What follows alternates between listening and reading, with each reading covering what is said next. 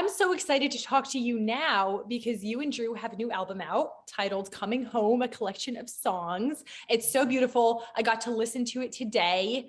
And what I love so much about your music is it always just feels like a warm hug. It feels like the embodiment of coming home. That is exactly what our hope for it is. So the fact that you're saying that is just everything. I love it so much. Oh, I loved it. So talk about sort of the inspiration behind this album and how it came to be. Yeah. So we are calling it like a collection of songs because it really is. For a long time, I was in my husband's band and then I quit to be a stay-at-home mom, accidentally started another music career. Truly, like that was not really the plan, but have loved doing that. So we had for 6 years, we didn't tour together whereas we had been in a car touring together every day of the year almost for 8 years before that. So we sort of led as co-parents, as both individual artists, we sort of had this wide orbit and every time obviously like centered around our home. So we would always come home, but then orbit out separately. And all of a sudden 6 years had passed and we were like, we miss singing together. Like, what if we did like a little tour, just the two of us, like back together again. And and if we're going to do that, we might as well write a couple songs for it. And so we started writing together just for songs to sing with each other. We did a Sting cover, the Fields of Gold cover, which is on there, the Willie Nelson cover. And so we just decided after I think we're in year 5 of doing the You and Me tour. We had to just do like one live stream show last year because COVID, but this is our 5th year. And every single year we've been like, let's record and write a couple more songs. So by the end of this whole thing, we have this whole collection of songs that sort of have released as singles, but don't live in one place. And so we were like, our guitar player, Nate Duggar, wrote this song called Coming Home. And we were like, we love it. Let us cut that. And that's what we're going to call this record. And so there's one new song and then other previously released songs that we've sort of gathered together in a project that we hope sounds like home and that we feel like sounds like the show that we call Home on the Road, pretty much. I mean, that's like the Johnny Swim show, but that's what it sounds like to us because the You and Me tour, if you want to know what you would be introduced to on the You and Me tour that we're getting ready to do this February, listen to Coming Home. And it's like, that is the vibe. It feels like you're in our living room with us, or at least that's our hope. Well, so I love the line in Coming Home that's like, there ain't nothing like coming home to you. There's just something about you're safe in your home and you're chosen by that person. So share more about this song and sort of what has sustained you and Drew over, is it 16 years of marriage now? We'll hit 16 this June. June what? Pretty crazy. It will be year 16, June 9th of this like summer, which is like crazy. So yeah, we're almost at 16 years. Yeah, it's I think for us, home has always been where we are together because I don't think before COVID really hit, we had never been in any one place longer than 14 days together. So we've been together all the time, but in a different city almost every single night. And so from very early on in our marriage, home was where we were together. You know, it just was, it could be anywhere. It wasn't one single place. It just was us. And so we always said that with our kids too. All our kids have been on the road with us from the time that they were 2 weeks and on. It's just the way that it has worked out. We didn't always plan it that way. I don't like highly recommend that, especially for a first-time mom. I was like, what am I doing? Nursing in gas stations and warming bottles up in like coffee cups from the hot water thing. It just was hilarious. So, but it's been so beautiful in a lot of ways. Our kids are very comfortable everywhere. Like they love to go because we've always gone. And so it's been a really sweet thing to get this past 2 years. There's been so many hard things about it, but one of the gifts has been we blew our record of 14 days together in the same place, like out of the water. It just was amazing. But during COVID, right when Safer at Home happened, Drew was just like, you know what? Songs have always they've always helped us. They've always helped us process and move through joy and sorrow. And so we are going to sing through the sorrow in our kitchen.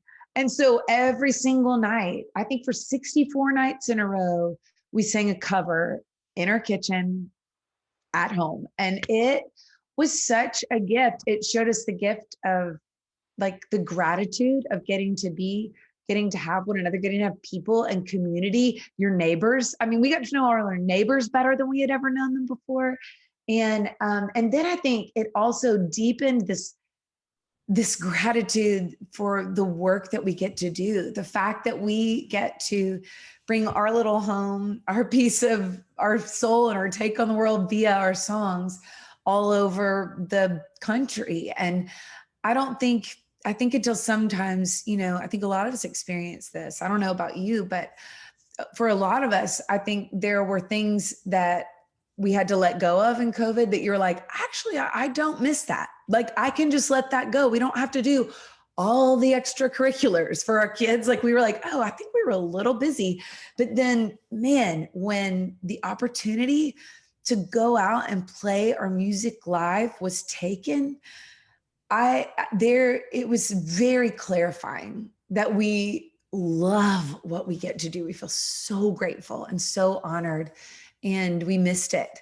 And so to get to come back on the road now with this collection of songs, some of which we did in the middle of quarantine. The state of Tennessee asked us to go on an Airstream trip to all these outdoor campsites and write songs around the campfire and let them have a 20-person film crew follow us, all getting tested for COVID every day, and took our kids with us. And so there are 2 songs that are on the record that are from that little season of getting to go, even in a time when we were generally stationary. So I think, I hope it feels like a warm embrace, like a reminder that we all belong, and a reminder that none of us are in this thing called life alone. Yeah. I love that you said that COVID did strip a lot of things, because I think God, he kind of pruned the church, he pruned relationships, he pruned marriages. And you're right. I think we come out of, there was so much hurt, there was so much grief, there was so much pain, but also I can look back now and be like, God really got rid of so much of the noise that was there before. Oh my goodness. It was such a gift for me. And in some ways, I mean, there was so much hard that was happening during that season. But because it was so quiet, like for me, in the midst of all the racial tension, the quiet helped me listen in a way to my Black and brown brothers and sisters in a way that I never have before. So all of a sudden I'm like, oh my gosh, my experience is totally different than yours because of the color of my skin. And I've never had to think about that because I don't know what I don't know. But I started listening after Ahmaud Arbery, after George Floyd, and it turned into one of the most like heaviest journeys of my walk with the Lord, but one of the most like awe-producing journeys I started reading the Be the Bridge book by Latasha Morrison, an amazing Black woman who lives in Atlanta, who loves Jesus, about this call that God gives all of us to be one, to be embrace the ministry of reconciliation, to Isaiah 61, restore the ancient ruins that have been long devastated. And so I started a small group in my backyard around the campfire of like diverse women. And we all listened and grieved and lamented racism in our country and our churches, and then repented and started that work of reconciliation.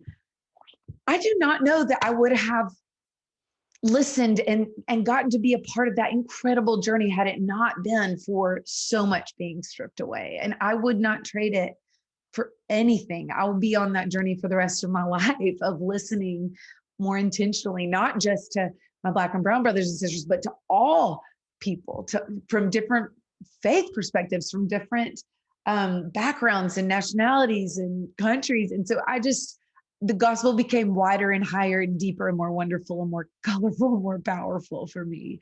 And I'm just so grateful. I have so much gratitude for that. I was reading Francis Chan's book, Until Unity, and Ooh. thinking about God's heart for unity in the church, and just how in the Western church we're so divided and we're so quick to talk about each other, and we have these little denominational factions, and how much I think about when my two little children are being mean to each other and they don't get along, how much that breaks my heart. And I can't help but think God is looking down at us, and his heart is just breaking, looking at his children, that there's just so much division right now. Yep, I agree. And it has been, out of that uh process of the Bridge Builder group, I'm with a couple of the girls, or I mean, it's Nashville, so a lot of us are songwriters, but we wrote a song about this journey with racial reconciliation called Bridge. But it's been so interesting because for me, even like politically, things are so divided. In the church, things are so divided. And it has been such a beautiful, Jesus is the ultimate bridge builder. And so I am constantly faced, just from even writing that song, I'm like, okay, how love builds a bridge. Yeah. Like love always builds a bridge. And so what does it look like, even if I disagree with this person, to love them and to listen and to find common ground? Because we certainly all have it, you know? And so I love that that's a part. I think there's a longing for that and a stirring for that in the church. I think there's a whole generation of younger people who have left the church who feel like this, like religion is not for me. And I am so curious to see what God is writing in them and how he will pursue them. And God's faithful to his church. He's, you know, it's like, that's the bride. He's going to be faithful. He's not worried, but I just want to pay attention and listen to what he's doing, and then to lean in and build bridges to people from even who don't believe in God at all. But what does it look like to build a bridge to somebody who's on the total opposite end of the spectrum as I am, who doesn't see the world like I do? How do I love that neighbor? And it's been really convicting, honestly, and like a beautiful challenge too. I think I see most people, even when they're angry and yelling at me sometimes on Instagram or on Twitter, I feel like God's given me this new maybe empathy or compassion for people, that I'm like, oh, you're just acting like a scared kid, and that's okay. Like, I mean, it's not okay that you're being unkind and hating people. I don't want that, but like, I get that. I know what it is to be scared. I know, and I know what that looks like in my little kids. And this is the grown-up version of that. We're just scared. And thankfully, because of who Jesus is, we don't have to live out of fear. We get to live out of that, the sound mind. He hasn't given us a spirit of fear, but of power and of love and a sound mind. And so I'm like, okay, do everything in love. What does that look like? As I respond to this Instagram comment, so I'm grateful for that, and continue to be convicted over and over again. Well, what I love so much about your music and Drew's music is it is such a bridge, because I listen to your music and I'm like, okay, that was really theologically deep. But then this next song feels like a road trip in Tennessee where we're nostalgic about young love. Yeah, I love it.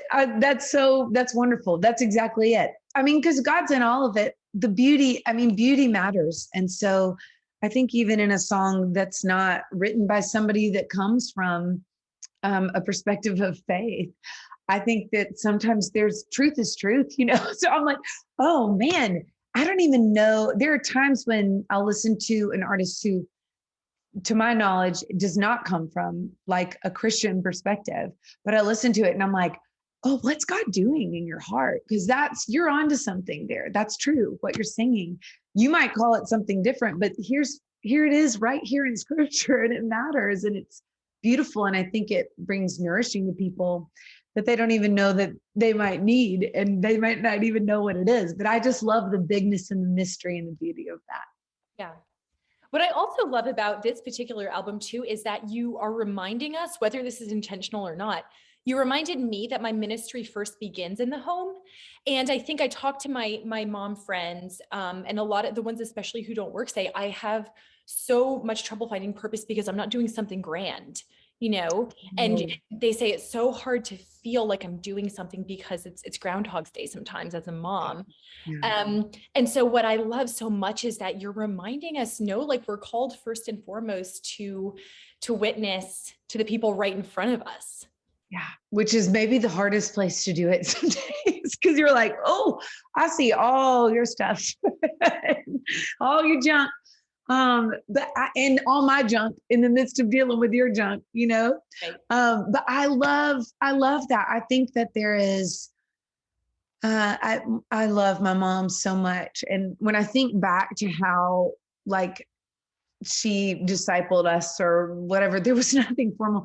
I mean, she has ADD. My three brothers have ADHD. Like our house was crazy. And so I think back, I'm like, how did mom teach me how to pray? Like she didn't sit down and say, this is how you pray, babes. She just prayed. She prayed when we came to the dinner table. She prayed when we left the house. She prayed when something was lost. She prayed when somebody was screaming. She prayed when somebody was hurt. And she just talked.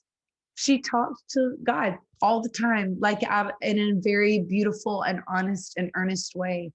And I'm like, oh man, that was one of my favorite things about COVID, I think, was we got to practice repentance in front of our kids over and over and over again. Like, oh, mommy needs a timeout. I'm so sorry that I could have said that in a much kinder way to you. I'm sorry I lost my temper with you.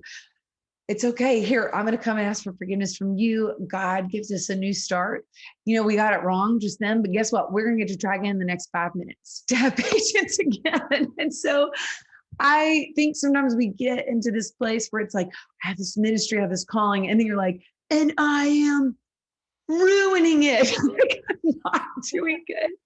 And I have a sweet mom friend of mine that always says when we're like, ooh, I did not crush it in this job of like discipling my kids or loving my family well today. She goes, it's okay. You get to try again. You're going to try again in 5 minutes. And I just think that is such a beautiful way to live, broken and tripping and stumbling to the foot of the cross in front of your kids. What a beautiful example that is. When you model so well the importance, you're so honest on your Instagram. I thought it was so funny. You were talking about your word for 2022 is rest. And I'm like, girl, you're not resting. Oh my gosh. You're not even 7. You are not resting. I know it's, I typically don't even do a word because I'm like, get like this with God. But I was like, so what's my word, God? I'm ready. Like, what are we doing this year? And he was like, rest. And I was like, no. That's cute because we're about to go on a 2-month tour. Like, how am I supposed to do that? And so, but it's so interesting because I feel like I'm following a little trail of breadcrumbs. Like I set an alarm at 9:30. I am a late nighter. So I'm like a midnight, most nights kind of gal, like, cause there's too much to be done. There's too many people to see. There's too much dancing. There's too much songwriting to do. Like or books to read or whatever. I just fill in the blank of anything fun and or like laundry and, you know, cleaning the house and organizing the pantry, which is exploding after Christmas, you know, with all the sweets. And so it's been so beautiful because my friend, Krista Wells, who's written with me a lot, I love her. And she just talks about how instead of a resolution, like a New Year's resolution, she says, I am going to keep a promise to myself. I'm going to keep a promise to myself and just say, I'm going to move intentionally once a day. Now that can be like, you know, just intentionally moving up the stairs when you're taking the laundry up. But that's been so beautiful to me. So I really am trying to be intentional about, I have an alarm that's set at 9:30. And then my phrase is bed down at 10:30. It's like you are in the bed with a book. I love reading more than anything, and I hardly ever make time to do it. And so I am like loving it so far. I'm like, I like rest. Rest is cool. You know? So, and honestly, I haven't made it to bed every night by 10:30 by any means, but a lot more nights than usual I have. And so I'm like, God, what is this? What are you teaching me? I feel like I'm just like listening and learning about breathing or taking just a minute. There's a great app on, I'm reading John Eldredge, the Get Your Life Back. Have you heard of that book? I have. I love him. It is wonderful. Yes. And one of the things that he has, that he talks about is just like benevolent detachment, like just unplugging, like at the end of the night, but having times during the day where you just take a moment. And he has an app that does this, but you can just do it without the app too, where you just take some deep breaths and you say, I surrender everything to you, and I receive your mercy and your grace for me. I surrender everything to you and everyone to you, and I receive your love in this moment. And just even doing that is like, I don't know. I just didn't know. One of the books that I've already read, which is like kind of cheating because it's a picture book kind of, but have you read The Boy, the Horse, the Fox, and the Mole? No, but I love it. It's basic. It feels like a picture book for adults. And one of the pages, the drawings are beautiful little sketches. And one of the pages, the little boy is asking the horse, "What's the bravest thing you've ever done?" And the horse is looking down at the little boy and he says, "To ask for help." Yeah. And I was like, "Oh my gosh, you're asking for help." And so for me, I'm learning, even in like my parenting, I'm like, part of resting looks like not trying to carry. I think as moms, so often we try to carry all the things of ourselves, of our kids, of our families, extended families, neighbors, friends. And it's been so beautiful for me. My verse kind of to go along with that rest word is Matthew. It's the Matthew like 11:28. "Come to me, all you who are weary and heavy laden, and I will give you rest." And so in the moments where I feel overwhelmed as a mom, like I'm like, "Oh Lord, I don't know how to parent in this moment." I'm starting to ask him for help, which just sounds crazy. Like I know that I can do that. I just don't do it in the midst of being so busy, just like, oh, figure it out. And it's just been so beautiful. Like I'm so grateful for it.